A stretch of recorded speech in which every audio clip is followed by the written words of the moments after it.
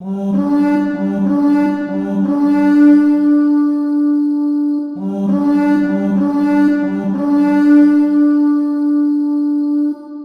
my brothers, this is the Dior, welcome back to Dior, I'm Celtic Templar, and welcome to a little bit of a review. We're actually going to be checking out this guy called Kentucky Ballistics, which, here's the thing, I'm a big fan of Kentucky, don't get me wrong, but I have seen this, and I'm going to do a reaction and take a look at some of the gear and such he is using, because I can pretty much guarantee that a lot of these are going to be LARP. And I have seen both Scot and Chad from Shadiversity do their own videos on this. So yeah, why don't we actually see what's going to happen to this in this video. So yeah, now, in doing so, I want to put this out here. Kentucky Ballistics, love his work and such. I actually enjoy his work a little more than Demolition Ranch, and this is coming from a Texan, so yeah. And as well, I want to put this out here. He is actually probably the most, I don't know what the kids saying nowadays, but badass Chad or whatever it is, like the most badass or whatever, who of which took a 50 BMG round, I think it was, or a slap round as he calls it, and apparently it exploded his gun, and he had to put his own thumb into his throat in order to survive. That's, which now that's actually where there's the saying in his channel, put a thumb in it, so yeah. But yeah. Why don't we get right into the video, shall we?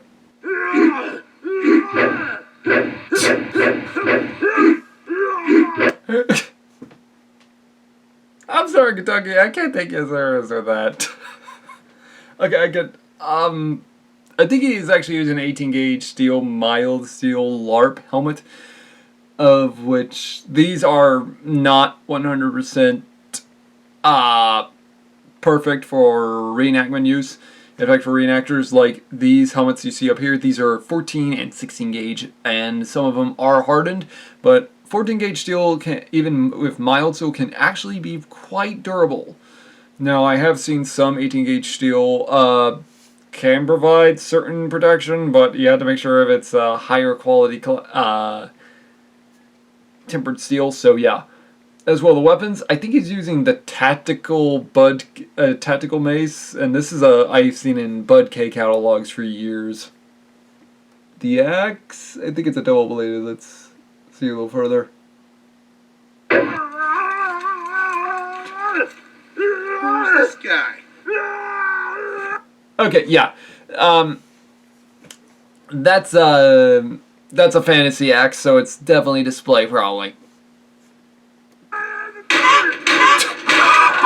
Nice cock. Oh, like you weren't thinking the same thing, you heathens.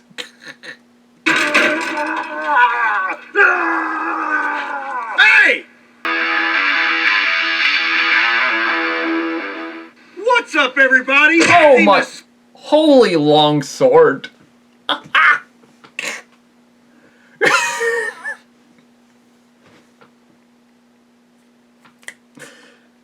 I don't know why, but I can already tell just from looking at this.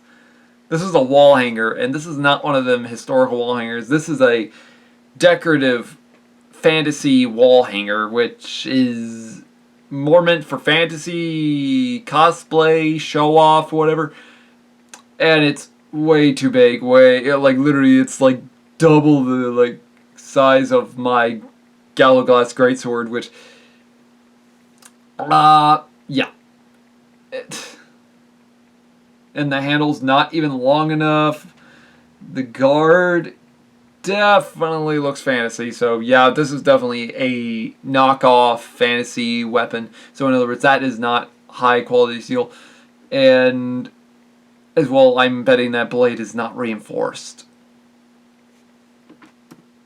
Scott, and you're watching Kentucky Ballistics. And not too long ago, I bought this little guy, and I've been having a lot of fun with it, and it got me thinking, how useful would medieval weapons be in the modern era? So today I have a plethora of medieval weapons. I have a ballistic dummy lab zombie torso, and I have modern armor. We are going to put these to the test against medieval weaponry and see how effective they would be, or are they outdated? Let's get set up and get started. Okay, first thing... Just seeing it taking forever to walk out of frame. First, we're going to see how lethal these things are against an unarmored subject. So, I have a Ballistic Dummy Labs zombie bust right here. And our first weapon... Okay, I want to put it out here. These zombie bust heads are not exactly the easiest to break open. In fact, I think Thwgn has actually... himself has tried to destroy some of these. Now, the ones I think Scot is using is the heavier duty ones, which are I would mostly recommend for bullets. However, this is in the early years when I remember, and they were not the best. The foam version compared to this gel version was a lot simpler compared to the gel one, because unfortunately the gel was like a frozen, like literally sometimes even the bullets I have actually read bounced off. So, yeah. I don't really know the name of it. I really don't know the name of any of the weapons we had today. So, I'm just going to give them my own. This is the Spiky Meatball on a Stick. Spicy meatball on a stick. Spicy meatball on a stick. Seriously? Now, I'm not getting after him the fact that when he doesn't know weapon, because when he's more of a gun guy, me, I'm a history guy, so pretty much any weapon is my type of thing as long as it's based on history. Because one, I'm not a fan of most modern firearms. I am a fan of historical firearms, yes. One major example, let me go get it. And here is actually the gun I prefer always to use. Yes, this is a Luger 1908. And I always have this thing loaded because, yeah, I know, don't worry y'all. Oh, forgot I had that on safe. There's nothing in the chamber. So, dry fire. So why do I love historical firearms? Here's the thing. Need I say more? This beauty is still one of my favorites, and I am also told a lot of countries still use this as their service pistol compared to other modern firearms. Because you gotta admit, the Luger was used a very long time for a amount of reasons.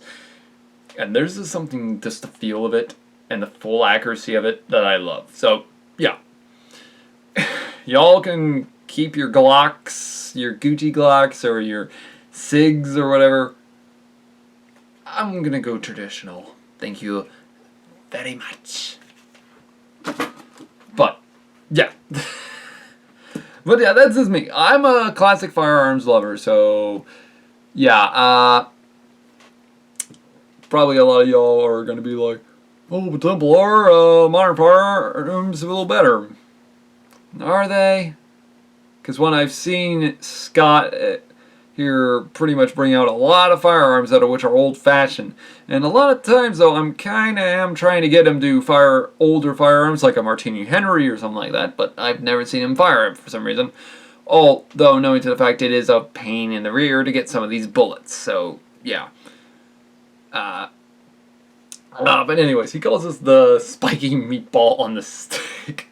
This is actually called the Morningstar Mace. Now, the reason it's called a Morningstar is because of the head. So it's just called a Morningstar. You can just call it that. And honestly, everything looks good, but that shaft is a little too narrow, so I'm thinking it might be a display by the looks of it. And I'm just going to give it a good whack and see what happens. All right. Here we go.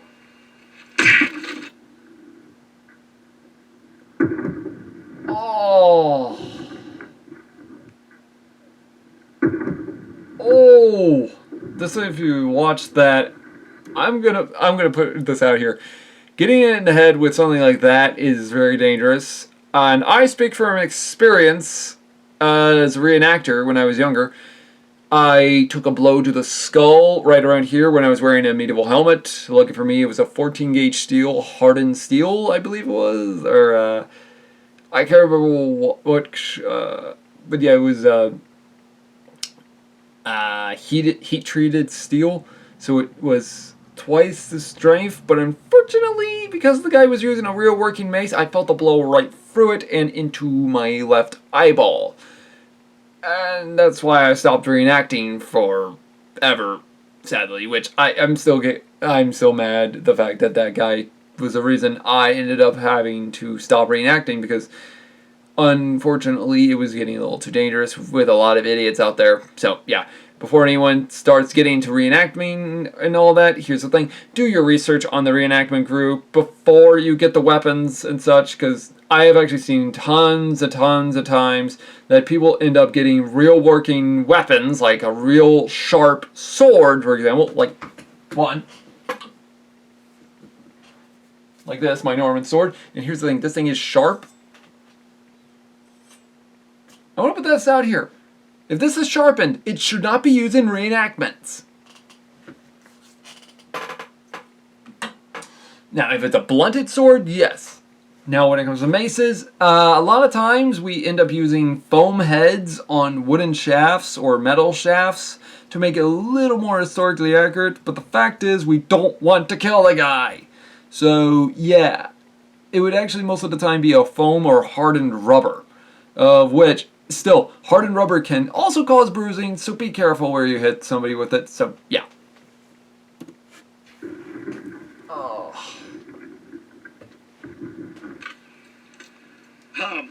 I bent my stick.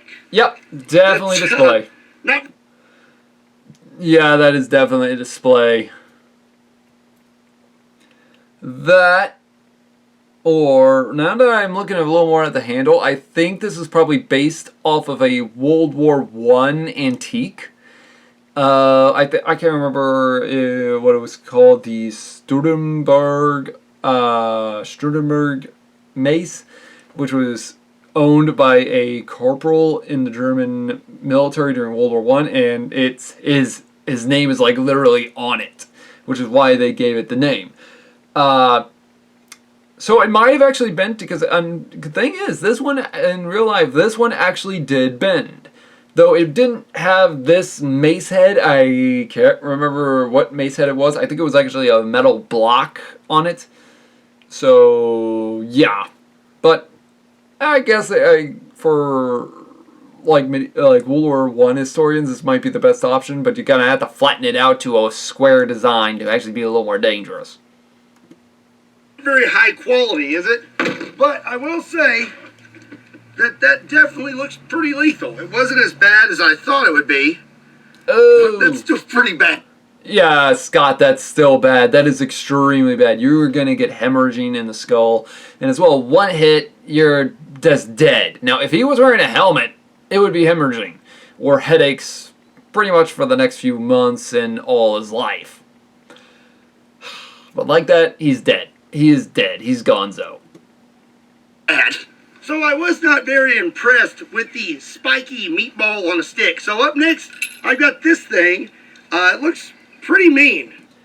Okay, this is, I believe this is the Gothic flange mace design. Now, these are pretty heavy duty. In fact, I actually got my own. Let me get it real quick. Here's my home defense.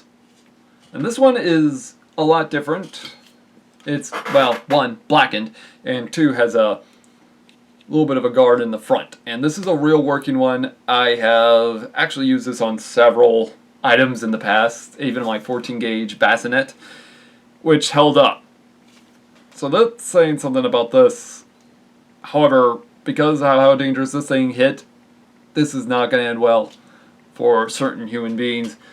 And as you can tell, though, when I'm looking at the mace head itself and the flange, this is thicker. That one ain't. So that's definitely a display. Now, I want to put this out here, though. Just because it's like that doesn't always mean it's a display. In fact, there are certain mace heads that have flanges out there. I have seen that have been used in Indian culture. In fact, there is the Indian blade mace, apparently, and I don't know if I'm going to be able to find it, because this one is a pain in the rear to find online, because, one, there are several weird maces out there that India has made, and I don't know why Indian weapons kind of scare the hell out of me, because I'm both impressed and scared. So, yeah, but one in which some of these were used by cavaliers, apparently, and apparently, if you use it the right way, it could be like a cheese grater. Ugh. It is very spiky, and this is solid. Like, this is one solid piece of metal. I'm going to call this the spiky scepter. I got higher hopes for this one. Oh! Oh! Dead duck, dead duck. And automatically, you can definitely see the head kind of moving a little. Yeah, that was pretty gnarly. I'm definitely gonna say that's lethal. That's real bad. Oh dear.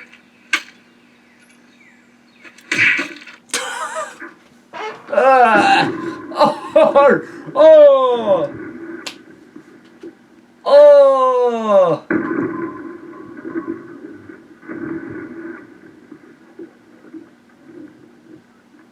This is a ballistic helmet. This is rated for most pistol rounds, I think all the way up to 44 Magnum. So we're going to put this on a new, fresh zombie bust, and we're going to take another whack at it with the spiky scepter. Okie dokie. Here we go. Yeah! Oh no! No! Yeah, that's what I thought. We can definitely see, I don't know if y'all can see that, but if you see at the mace, you see that two of the flanges have been split even wider. So, that is very horrifying to look at. Yeah. Wow! That definitely looked... Oh, it bent it! It bent my spiky scepter. Darn it. And he looks good. He looks solid. Our helmet, we didn't even penetrate it. Now, I want to put this out here. Medieval weapons were not exactly meant to defeat armor. They were meant to destroy the body underneath the armor, though it depended on the weapon. For example, the mace, definitely meant to defeat the body underneath armor. You hit somebody in that, say, arm and such. Here's the thing. It's not going to destroy the arm or the plate armor that's covering the arm or anything. It's going to destroy what's underneath it and not the skin. It's going to break the bone or as well the muscle fibers. Hell, sometimes it actually makes internal bleeding. Now, if you would get someone hit in the head, then that's where they're probably going to end up receiving the worst type of deal in their life. Take it from a guy who has been hit in the head, and I can tell you one thing, it is not pretty. Because it depends on type of helmet you were using and such. Me, I think I was using a Salet at the time, or Salet, whichever I'm going to pronounce it. And unfortunately, I had heavy amounts of ringing in my ear to the point I was going deaf for about an hour. Like, here's the thing. People that have tinnitus complain a lot that they got tinnitus. Here's the thing. Try dealing with a headache every once in a few months. And as well, deal with said ringing in your ear to the point you're about to pretty much go deaf. Yeah. And not a very normal going form of death. I'm talking like a very painful ear trauma death to the point your ears feel like they're about to bleed. So yeah, but you get that every once in a while, and unfortunately, in my case, every time once a month or so, or 1 to 2, 3 months, I end up getting a headache right ear where the impact ended up hitting me. And unfortunately, I feel as though my left eyeball is always about to pop out of its socket. Yeah, try and explain that one. It's not fun. It really isn't. But yeah, certain weapons are meant to destroy armor and such, but it depends on the weapon. And a lot of times weapons have failed on the battlefield. It just depends on 1, the quality of the armor, 2, the quality of the weapon, 3, on how you used it. So, yeah. But yeah, that's pretty much logical. Doesn't look like we have much damage at all. So, the modern helmet, modern armor, at least against this particular medieval weapon, did a pretty good job. Okay, well, we're going to go ahead and step it up a little bit. I've got an even bigger spiky ball, but this one's on a chain. I'm going to give this thing a few swings. Okay, this is a flange mace, or a flail mace, and sometimes I'm told they're called a flangen mace, or flangen stata, depending on where you go in Europe, because unfortunately it gets weird. But by the looks of that handle, it looks a little short for this, and Scott, you might want to be wearing your gear, at least I'm hoping and praying to God you are. And see what happens. There we go. Okay, I have to put this out here. His technique, not bad, but it's still kind of sketchy, and I'm kind of thinking this might be a fantasy weapon. Because, don't get me wrong, there are weird spike ball flails in medieval artwork, especially by the time of the 14th to 15th century, so maybe, but that shaft is way too short for that size of chain. So, yeah, I'm just saying. Oh, I missed! Darn it! That was a close one. They have to dig this on the table. That's in there good.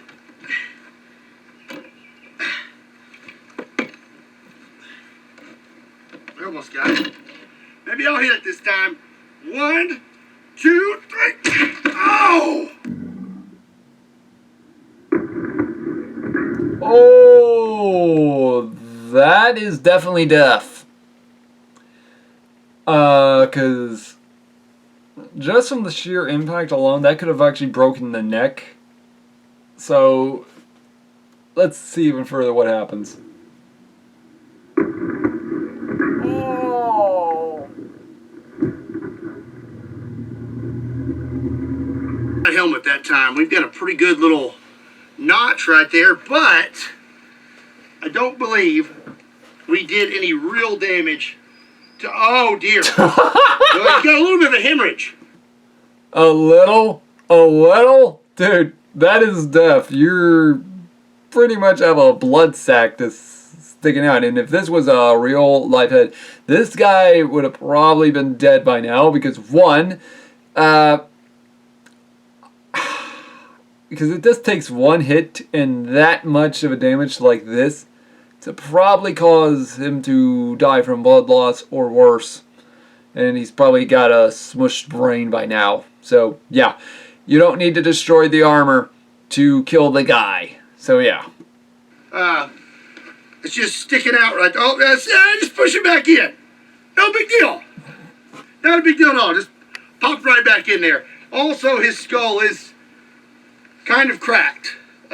So we still managed to do quite a bit of damage with this medieval weapon, even with this modern armor. Man, that was a really hard hit. It's time to get a little more serious and step it up another notch. This here is my meat tenderizer. Meat tenderizer. That is definitely the Cold Steel Warhammer. And I have to put this out here. These are very dangerous to get hit by, and I have actually seen one of my buddies get hit by a stage prop, which we use for reenactment use on reenactments, and he was wearing, I think, Brigandine, like a 14th, like late 14th century version, and unfortunately, that stage prop was literally the blow was hard enough to pretty much leave a dent in his side. I'm not kidding. He actually literally had a bruise and the size of like a golf ball on, like, right on his right side, which is probably the scariest thing to think about. Because one, it hit the area where the plate was weakest, and that's the scary part. And that was a stage combat Warhammer compared to this real working one. So, yeah. And it has a very pointy spike on the end, and I've got high hopes for this one. We almost penetrated the helmet with the spiky ball on a chain, so I think that this one has a pretty good shot. Okay, here we go.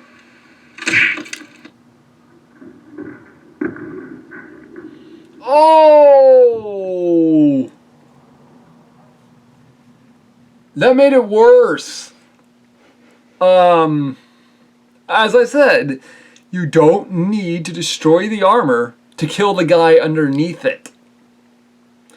There are many accounts in many Norse sagas, written accounts and such, that actually further on state that medieval knights that returned home from battle would actually sometimes die a day later, or as well, even die without ever a wound even showing, just because of blunt force trauma and internal bleeding. So, imagine how scary that is. Well, I think I could have hit a little bit harder, but we hit right there. And there is a good little pinhole right there. But I think we can do better. I was kind of afraid I was going to break this thing, but I'm going to be a little braver this time. Also, I hate to be the bearer of news, Scott, but with those cold steel ones, some of them are actually strong enough to actually probably be shot out of one of your cannons. Oh no, I probably just gave him an idea, didn't I? Oh no. I can't see anything. Now, where's my helmet? There you go.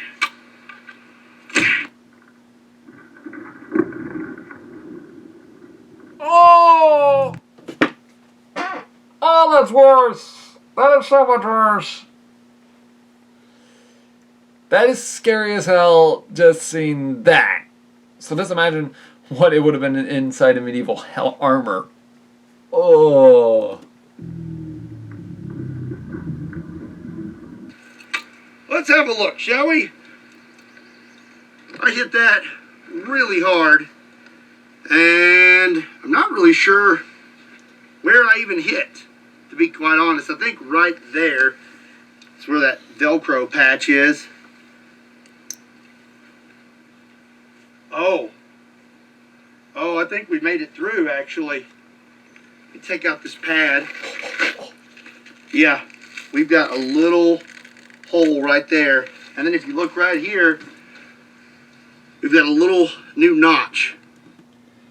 And just because he's using a Warhammer doesn't mean that it's weaker than the mace. Because I have seen sometimes a little more damage with a Warhammer than a mace. Because one, it is like a precision point.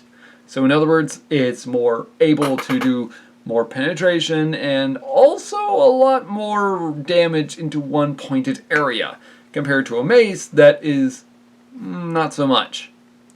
Now, for any gun guys out there who don't know what I'm kind of talking about, it's kind of like, for example, me taking, like this, a 9mm Luger. Like, see, this is the Warhammer, okay?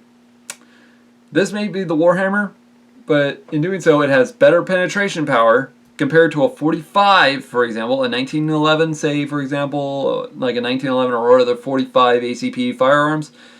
Because, one, now, I don't know if y'all have seen the difference in penetration power, but 9mm is meant for penetration.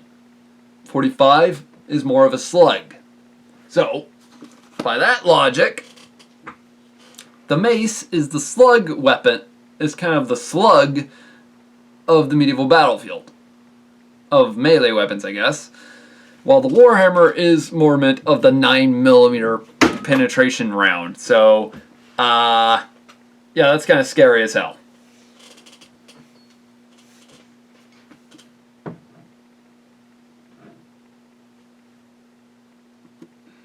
there with a little hole. So we didn't make it very far through the helmet, but we did make it through the helmet, and honestly, I think that's pretty impressive. Before we move on, let's go ahead and take a whack with the hammer portion of this and an unarmored subject. Oh, gosh! Oh!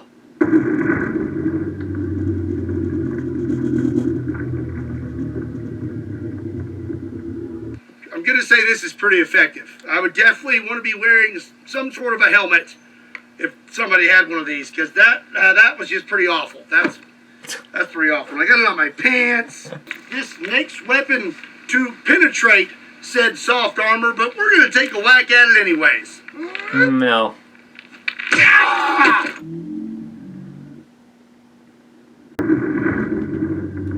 Because as I said, the mace or flail is more meant as a slug round, like pretty much as a slug, rather than a penetration weapon.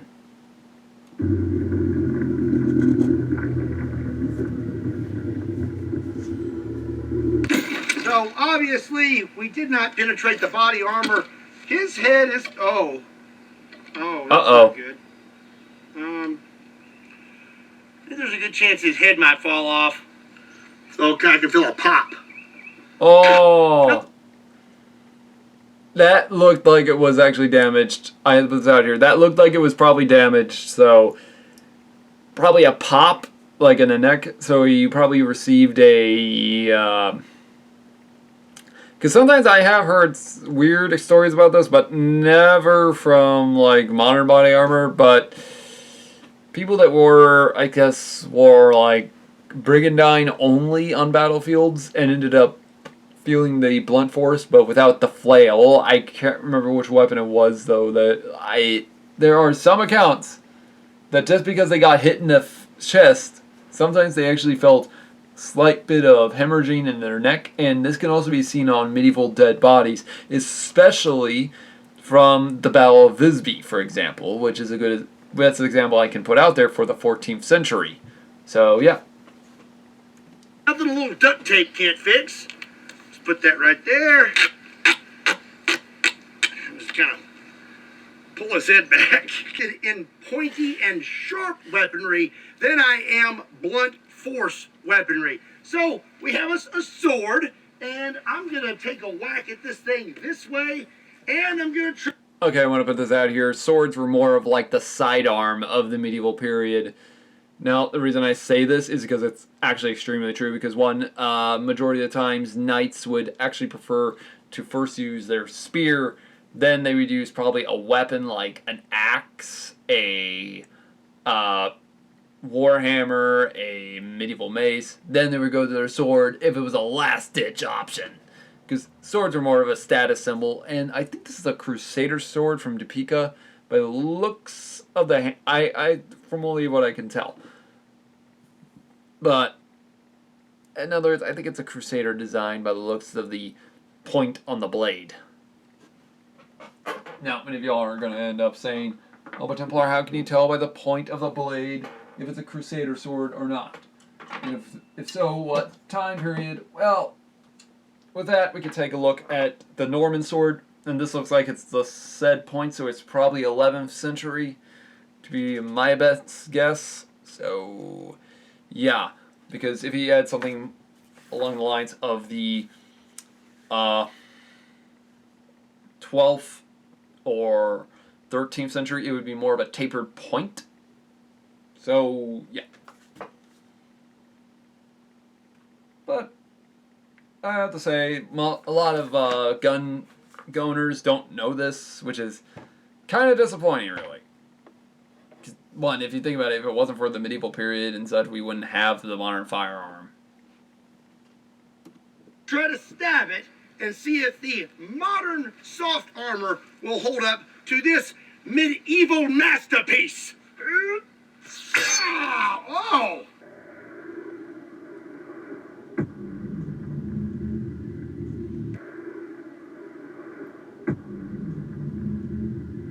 Oh, it did cut. Oh dear. Okay, we need to check that out. We cut this whole part of the carrier, and we cut into that armor just a tad. We definitely didn't make it all the way through it. Now I want to put this out here. There are many myths and legends because of Hollywood and such that say that medieval swords could cut through soft armor like gambeson and such, but in fact that has actually been proven false in so many ways. Take for example my good buddy Thwgn, who has actually done this for years. He has actually proven this on makeshift cloth armor and has tested this out a lot of times, which kind of says a lot. So, yeah. And the only way you can get a good penetration with a sword on a cut test on gambeson is if you use, well, the tip of the blade. In other words, pretty much you gotta use that tip cutting formation. In other words, you do a tip cut with the tip, not with the rest of the blade. A lot of people don't know this, but what can you do?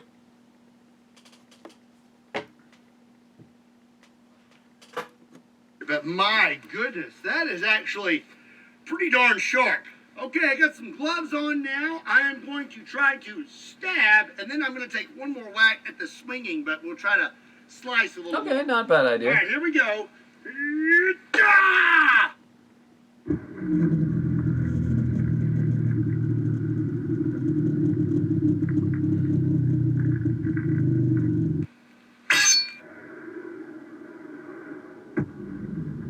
Yeah, that blade is not the 100% style I would recommend to use on this.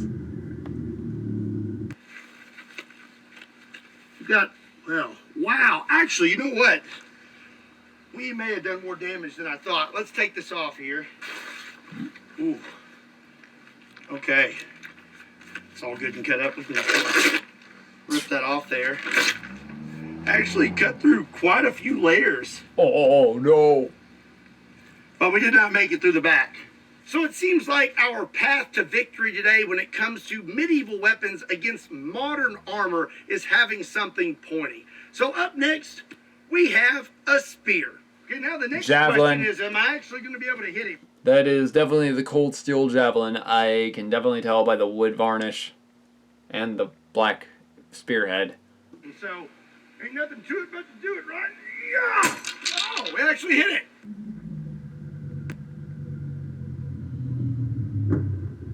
Yeah, just by the look, I have to put this out here. Javelins were not meant to penetrate armor. They were more meant as skirmish units, and they were actually meant to attack lightly armored troops. And there are more accounts of soldiers getting hit in the leg or something like that by a javelin in their unprotected bodies and such, that of which were just unprotected from certain weapons. So the javelin would not probably penetrate this guy, knowing to the fact that, one, if he also wore a gambeson as well, even a light gambeson from the earlier periods, it wouldn't have done anything.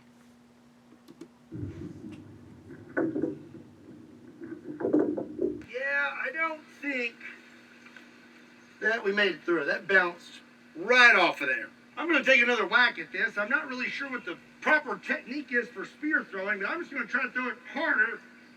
Yeah!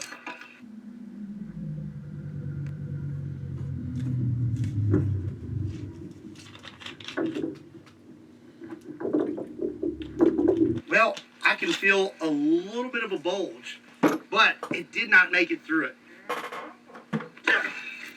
Man, that is not going in. Like, that is really tough. Oh! That proves my point. Oh, yep, that proves my point a lot. I tell you what, I'm feeling pretty good about my spear throwing technique. That's pretty effective right there. And you definitely, yep. That guy is dead. That would do it. I would definitely want to be wearing my body armor. Not so much luck with the spear, but I feel pretty good about the old meat tenderizer. I think I may be able to drive that through there. We're going to take a shot at it. So, let's see here. 1, 2, Run. Hey! Oh! Oh! Yeah, that did it. As I said, if that's technically the 9mm of blunt force trauma weapons. So yeah, it did its job. Went right through that soft armor, and it looks like we hit. That's where we hit.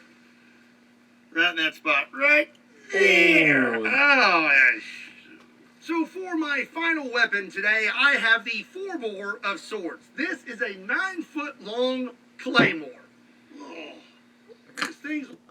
No, it's not a claymore. Scottish claymores, I have never read of them being that big, and no, that's not a claymore. That's more of like Zweihan, a fantasy Zweihanda. So, yeah. Sorry, Scott. I had to get after that one because one, it's really not.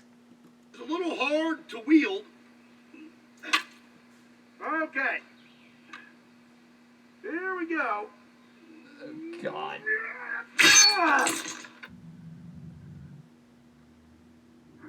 Yeah, definitely a display.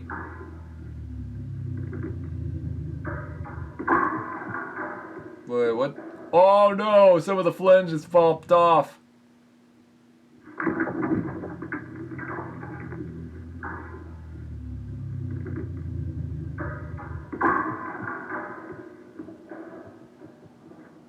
Oh! Okay.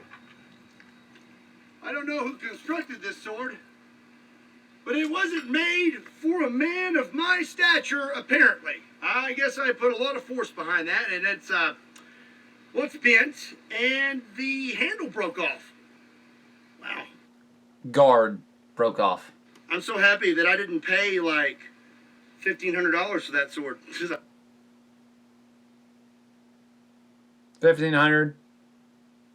I hate to be the bearer of bad news, Scott, but if that was a real working sword with that blade length and such, that weapon would be twice of that. In fact, 3 or 4 or 5 times that.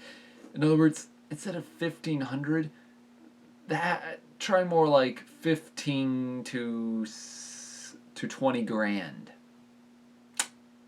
Yeah, not the best picture for that one. So yeah. I totally didn't. Let's take a look at Mr. Zombie here. I hit the strap, and we did absolutely nothing. Not a darn thing. He's perfectly fine.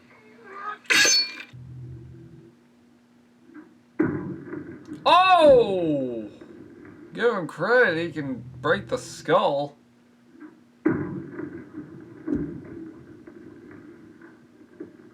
Oh!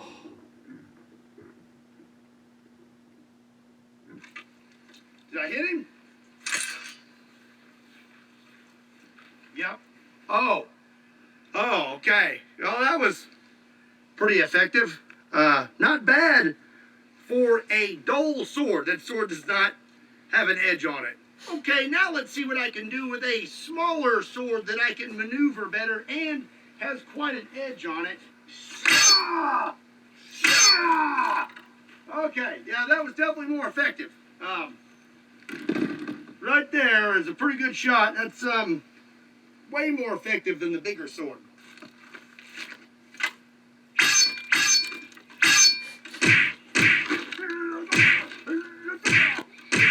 Now it looks like, literally, now it looks like he's just using Bud K weapons he could get from Bud K catalogs. So, yeah.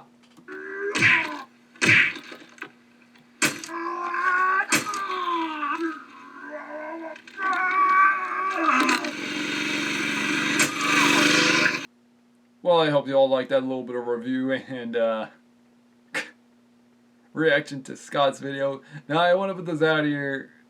I love his videos, and right now that's just. Although I'm kind of worried that one day he's gonna end up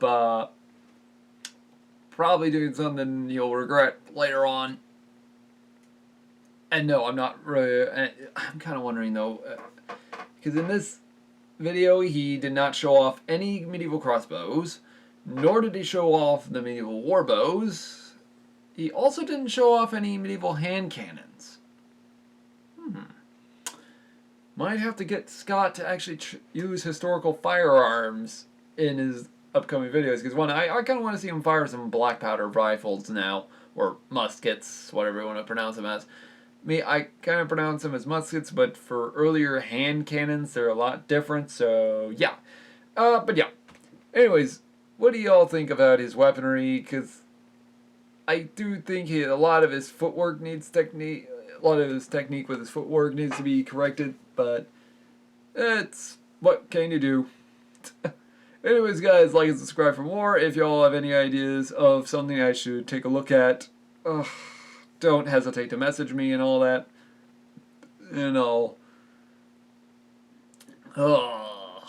look it up. But I swear, it better not be cursed. It better not be cursed medieval weapons, because I am already disturbed by so many of these fake medieval swords out there. So, yeah.